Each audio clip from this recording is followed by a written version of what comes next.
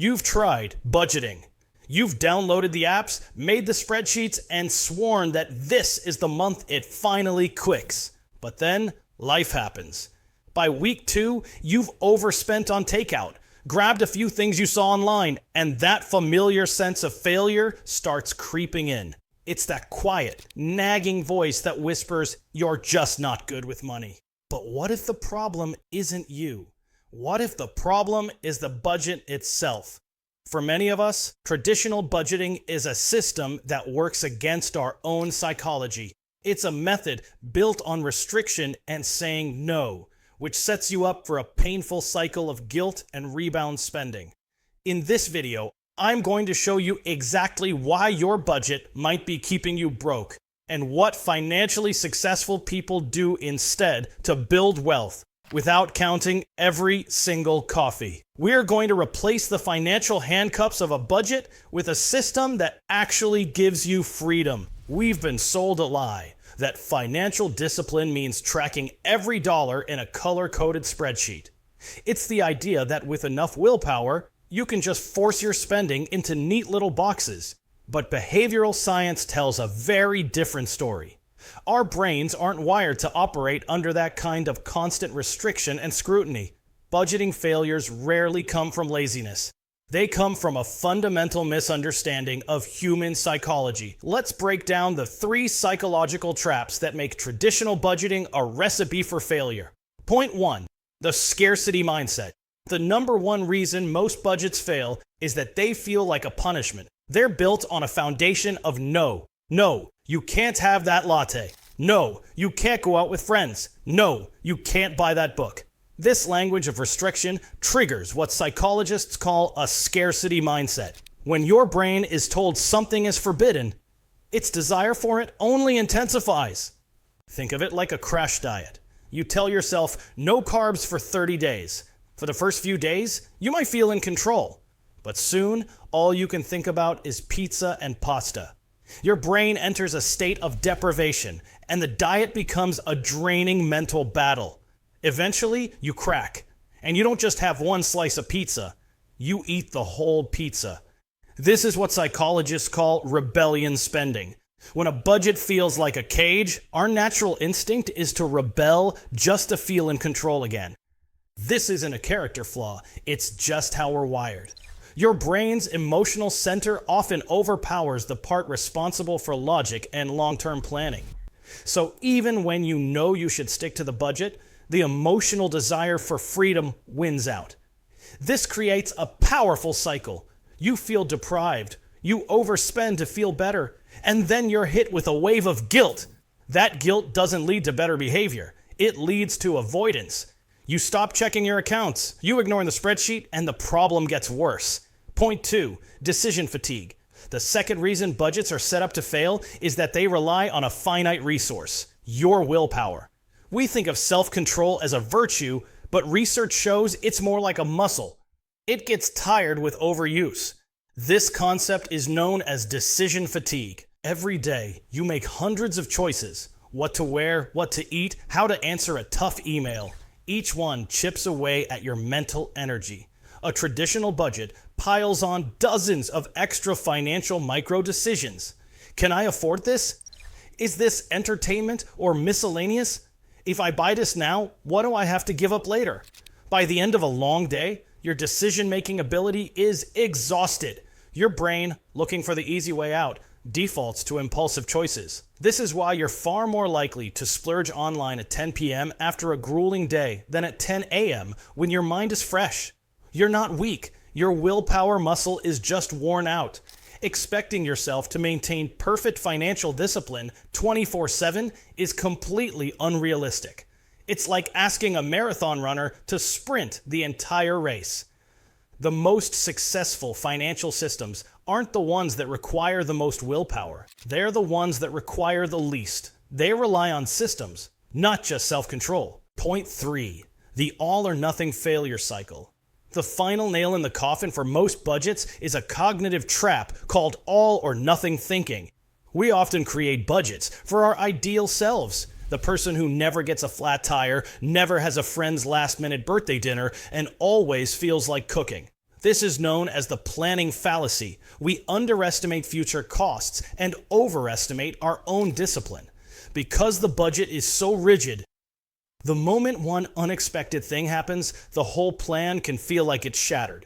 You get a surprise $200 car repair bill that wasn't in the plan. In an all-or-nothing mindset, this isn't a small setback, it's total failure. Well, you think, I've already blown it this month. Might as well just do what I want and try again next month. This is the financial version of the dieter who eats one cookie and then, feeling they've ruined their diet, eats the entire box. One small deviation completely derails the entire effort. This cycle of setting unrealistic goals, inevitably failing, and giving up until the next fresh start ensures you make zero long-term progress. True financial progress isn't about being perfect. It's about having a system that's resilient enough to handle real life. So, if traditional budgeting is a psychological minefield, what's the alternative? It's time to move from a mindset of restriction to one of intention. The goal isn't to track every penny. The goal is to make sure your money is automatically going to the things that matter most before you even have a chance to spend it. This is the anti-budget, also known as a conscious spending plan, or the pay yourself first method. This system flips budgeting on its head. Instead of focusing on what you can't spend, you decide ahead of time what you will do with your money. You automate the important stuff, then have total freedom to spend what's left, guilt-free. It's built on 3 pillars: know your numbers, automate your wealth, and spend the rest. Pillar 1, know your numbers, the 4 key categories. First, let's get a simple, high-level picture of where your money needs to go.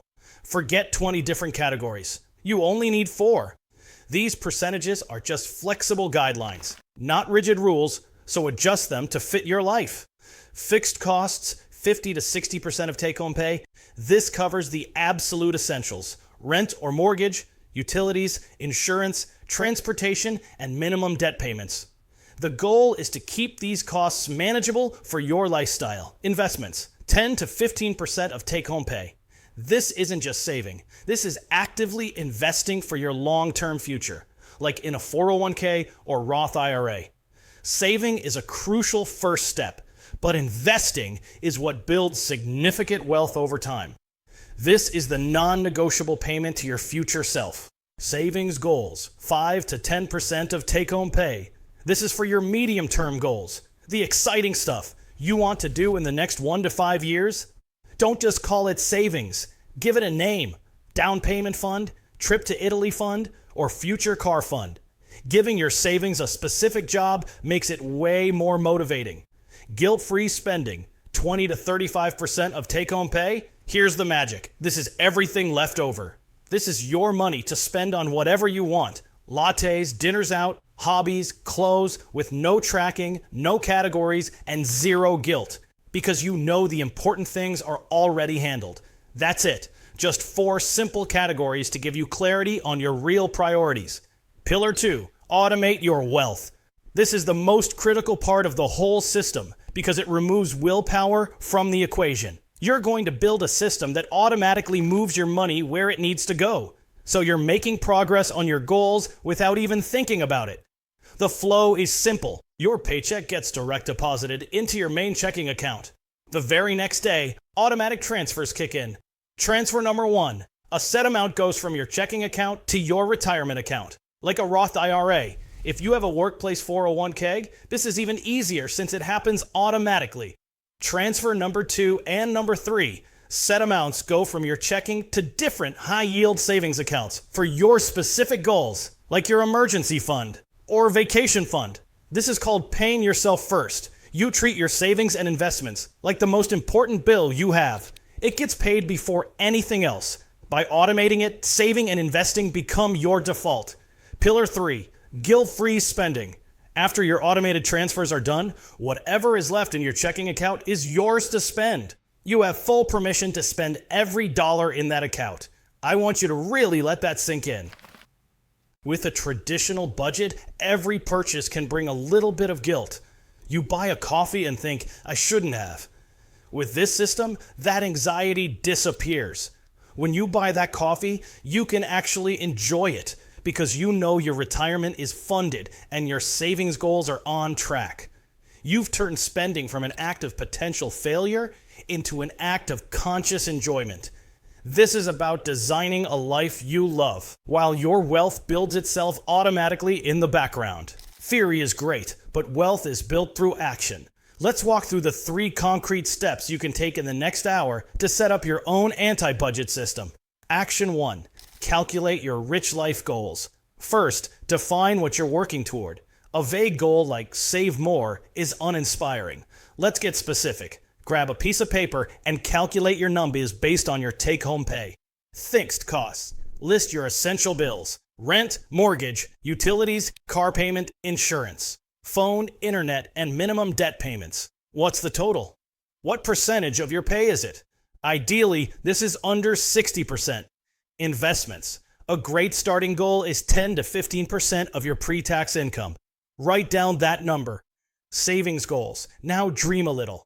What are 1 to 3 big things you want to save for? Don't just write emergency fund. Write my $10,000 life happens fund so I can stop stressing. Instead of vacation, write my $4,000 2 weeks in Japan fund. Give your money a purpose. Having this roadmap connects your money to the life you actually want to live. Action 2. Set up one automated transfer. This is the most important thing you can do today. We're starting small to build momentum. Your only goal is to set up a single automated recurring transfer. Here's how. Log into your online bank right now. Find the section for automatic or recurring transfers. Set up a transfer from your checking account to a separate savings account. I highly recommend a high-yield savings account to earn more interest. Choose an amount that feels almost too easy. Can you do $100 per paycheck? $50? Even $25? The goal isn't to get rich overnight. It's to build the habit of automation. You can always increase it later. Schedule the transfer to happen 1 day after you get paid. This is key. The money is saved before you even see it. Click Confirm. That's it. You just took the single most powerful step toward building wealth. Action 3. Define your guilt-free number. The final step is to calculate the number that will set you free. The formula is simple. Monthly take-home pay minus total fixed costs minus total automated investments and savings equals your monthly guilt-free spending number. This is the amount left in your checking account after your bills are paid and your future self is taken care of. This is your budget for everything else. Groceries, gas, restaurants, hobbies, it all comes from this one number. And you don't have to track it. Your only job is to glance at your checking account to make sure there's money in it. As long as there is, you have 100% guilt-free permission to spend it how you want.